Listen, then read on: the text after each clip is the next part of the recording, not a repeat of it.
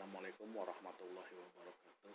Baiklah teman-teman semua, jumpa lagi dengan saya Novan Prasetyo ya.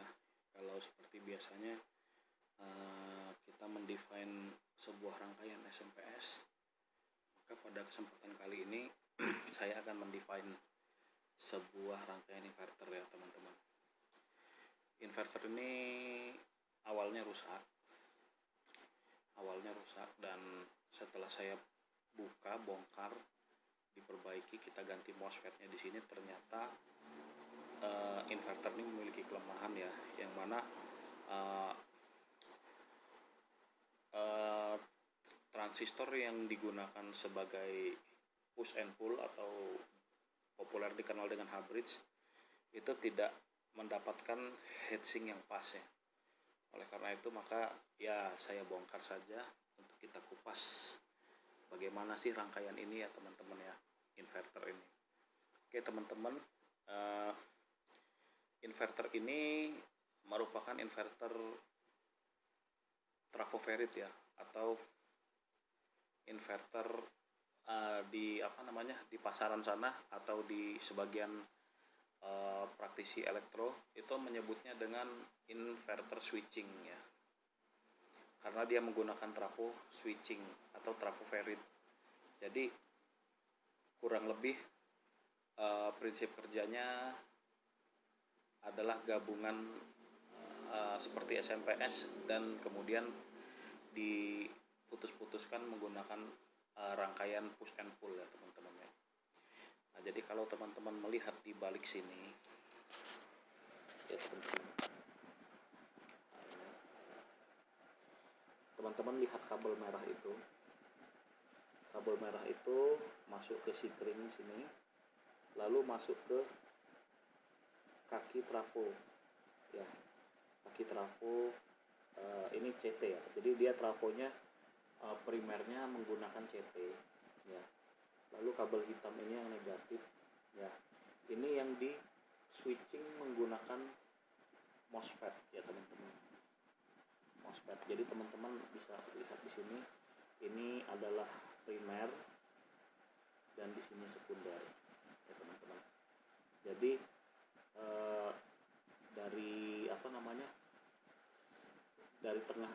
dari CT-nya dimasukkan positif ya teman-teman, dan negatifnya itu di switching menggunakan MOSFET, yang mana drivernya mungkin kemungkinan besar adalah yang ini ya teman-teman, IC ini.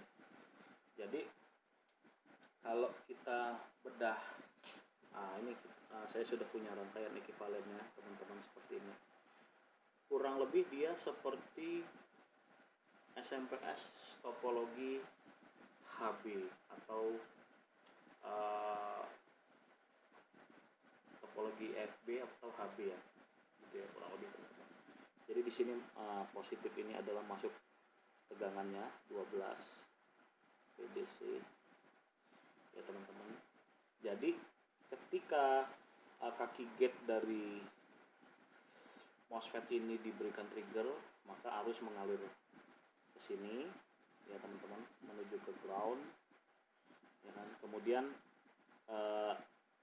jadi kebalikannya ya teman-teman ya, kalau ketika ini 0 ini akan 1 gitu ya teman-teman. Kita menggunakan logika digital kurang lebih seperti itu, dan kebalikannya, sehingga arus listrik itu mengalir melalui CT ke sisi sebelah kiri, dan kemudian secara bergantian ya teman-teman mengalir ke CT ke sisi sebelah kanan, sehingga pada trafo ini timbul efek seperti induksi elektromagnetik ya teman-teman, kurang lebih seperti itu.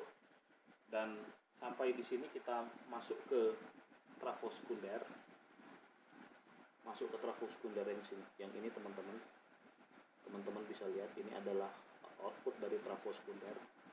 Dia disearahkan menggunakan dioda di rangkai bridge, dan ini bisa saya pastikan dia diodanya ultrafast ya teman-teman, karena kemungkinan trigger yang di sini ini frekuensinya tinggi.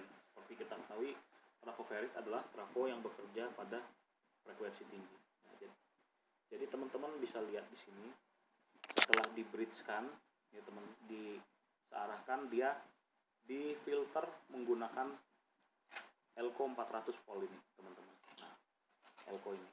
Nah, sampai di sini kita dapat tegangannya itu kurang lebih 280 PDC ya teman-teman. Kurang lebih di sini pernah saya ukur ya, kurang lebih 280 PDC di sini. Dan ini DC. Bagaimana cara dia untuk merubah tegangan ini menjadi tegangan AC 50 Hz ya teman-teman. Oke. Di sini sebenarnya ada transistornya, transistor daya di sini ada 4, 1, 2, 3, 4. Dan ini adalah merah, ini adalah kabel output tegangan bolak-baliknya. Oke, kita sudah sampai di bagian yang menarik dari inverter ini teman-teman ya. Jadi inverter ini menggunakan rangkaian push and pull atau hybrid ya teman-teman ya. Hybrid teman-teman. Jadi 4 buah transistor yang di sini itu dirangkai menjadi rangkaian hybrid ya, sehingga secara bergantian polaritasnya di sini positif negatif positif, jadi secara bolak-balik. Jadi ketika transistor yang di sini high, kita logikakan dengan 1, yang di sini akan 0 ya teman-teman, dan yang di sini kebalikannya, di sini akan 0, yang di sini akan 1, kurang lebih seperti itu, sehingga sisi sebelah sini menjadi positif dan sisi sebelah sini menjadi negatif teman-teman ya. Kemudian dengan logika yang kebalikannya, ini kita rubah triggernya menjadi low ya teman-teman, yang di sini high begitu teman-teman, dan yang di sini adalah kebalikannya high, yang di sini dia low ya teman-teman, sehingga sehingga polaritas di sini juga akan berubah menjadi positif sebelah sini dan negatif di sebelah sini. Teman-teman bisa lihat rangkaiannya ya. Jadi rangkaian yang digunakan inverter ini kurang lebih adalah rangkaian push and pull atau hybrid, yang kalau di sirkuit rangkaian DC dia bisa digunakan untuk membalik polaritas motor DC ya teman-teman ya, kurang lebih seperti itu. Dan dia menggunakan hybrid ini untuk menghasilkan tegangan 220 volt dengan frekuensi kurang lebih 50 Hz. Jadi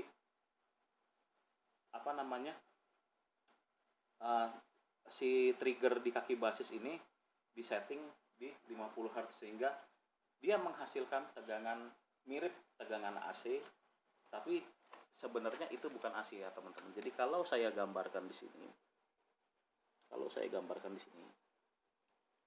oke, ini adalah grafik gelombang ya teman-teman. Kalau saya gambarkan di sini, kurang lebih dia menjadi gelombang square dengan frekuensi 50 Hz ya teman-teman ya. Dia akan gelombang square dengan frekuensi 50 Hz, 220 0 minus 220. Nah, dari mana gelombang kotak ini dihasilkan ya teman-teman ya? Dari rangkaian push and pull ini tadi ya, dari rangkaian push and pull ini tadi. Jadi inverter ini tidak menghasilkan gelombang sinus murni ya teman-teman, tidak menghasilkan gelombang sinus murni. Oke, sampai di sini di mana permasalahannya? Apakah inverter ini cocok untuk digunakan sebagai pengganti listrik PLN ya teman-teman? Oke, jika kita sudah mendapatkan gambaran umum bentuk gelombangnya adalah seperti ini teman-teman, apakah ini AC alternating current? Ya, alternating current, hanya saja bentuknya tidak sinus atau tidak sine gitu kan. Kurang lebih seperti itu. Saya memang belum pernah mencobanya menggunakan osiloskop, hanya menggunakan multitester. Tapi saya pernah mencoba dua jenis inverter, yang square wave seperti ini dan yang pure sine wave. Ketika kita bebankan dengan beban-beban motor listrik, maka inverter yang square wave, motor listriknya itu akan bengung, akan ada dengungan, gitu ya teman-teman. Dengungan itu mungkin dari gelombang kotak yang dihasilkan oleh inverter ini. Jadi kalau sinus kan dia kan naik turun teman-teman. Jadi ada periode 0 sampai ke 90 derajat lalu turun lagi. Kalau ini kan dia konstan. Sehingga kalau kita gambarkan dia itu dari 0 sampai 90 derajat, itu dia ada di titik plus 220. Jadi kemungkinan itu yang bisa membuat bengung suatu sirkuit listrik yang sifatnya induktif. Lalu bagaimana jika kita menggunakannya untuk mensuplai beban seperti SMPS? Dalam hal ini televisi ya teman-teman, televisi, terus amplifier, gitu kan, terus DVD gitu kan, atau charger handphone. Saya rasa untuk karakteristik beban seperti itu tidak ada masalah menggunakan inverter ini, karena toh SMPS pun kita menggunakan modulasi gitu kan. Menggunakan modulasi, kita DC-kan dulu, kita modulasi, kemudian dicarahkan lagi menjadi dengan dioda ultrafast. Jadi menurut saya tidak ada masalah jika inverter ini kita gunakan untuk lampu LED, kemudian televisi, kemudian radio, dan segala sesuatu yang sistem power supply-nya dia berupa switch mode power supply atau SMPS atau power supply switching ya, di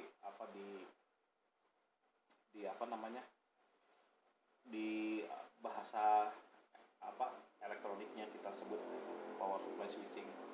Kemudian jenis beban apa lagi yang mungkin kompatibel? Di beban yang sifatnya resistif, mungkin seperti heater. Jadi dia tidak akan ada masalah selama kapasitas inverter sesuai dengan kapasitas beban ya teman-teman.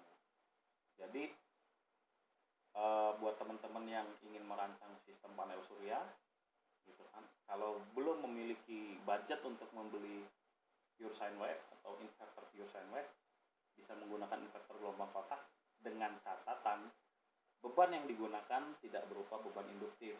Apa saja beban induktif?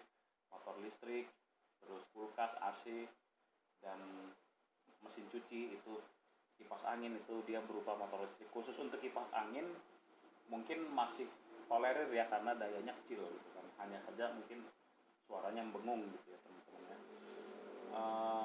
Bagaimana dengan bor listrik, terus gerinda gitu ya teman-teman. Terus ada lagi motor untuk mesin jahit. Kemungkinan motor tipikal itu bisa digunakan karena konstruksinya merupakan konstruksi motor DC ya teman-teman. Jadi motor bor listrik itu kan, kalau saya gambarkan simbol, kemungkinan dia jenisnya adalah motor seri gitu ya teman-teman ya, atau motor DC yang dirantai seri gitu kan, RA, RF ya kan. Kemungkinan untuk motor jenis ini tidak akan mengalami masalah karena tidak ada proses konversi dari induksi menjadi medan putar. Kalau di motor jenis motor induksi kan dia ada proses konversi dari arus listrik yang mengalir di kumparan stator, kemudian dirubah jadi medan putar ya. Kalau di motor seperti ini kan dia tidak ada medan putar, jadi langsung berinteraksi antara kumparan medan dengan kumparan jangkar. Jadi menurut saya masih worth it ya untuk kita rancang sebuah sistem PLTS ataupun backup genset, atau mungkin banyak yang menyebutnya genset elektronik gitu kan, untuk menggunakan inverter gelombang kotak ini teman-teman. Hanya saja harus disesuaikan bebannya seperti yang saya sebutkan di awal video tadi atau di pertengahan video. Jadi ketika bebannya induktif, sangat disarankan untuk tidak digunakan kecuali bebannya kapasitasnya kecil ya teman-teman. Oke, sampai di sini cukup sekian video dari saya. Semoga teman-teman bisa memahami tutorialnya ya teman-teman ya, khususnya untuk teman-teman yang tertarik untuk memperbaiki inverter switching ya, kita sebut saja inverter switching. Jadi ada beberapa komponen yang harus diperhatikan, itu di dioda ultrafast, kapasitor filter, dan juga rangkaian push and pull atau hub bridge, dan kemudian di MOSFET yang MOSFET untuk modulasinya juga harus diperhatikan. Jadi kurang lebih seperti ini teman-teman tutorialnya ya, dan jangan lupa juga semua di tiga komponen-komponen ini di drive menggunakan IC PWM ya teman-teman, sama seperti SMPS ada IC PWM. Di inverter juga pasti ada IC PWM. Sampai di sini teman-teman, semoga video saya bermanfaat. Wassalamualaikum warahmatullahi wabarakatuh.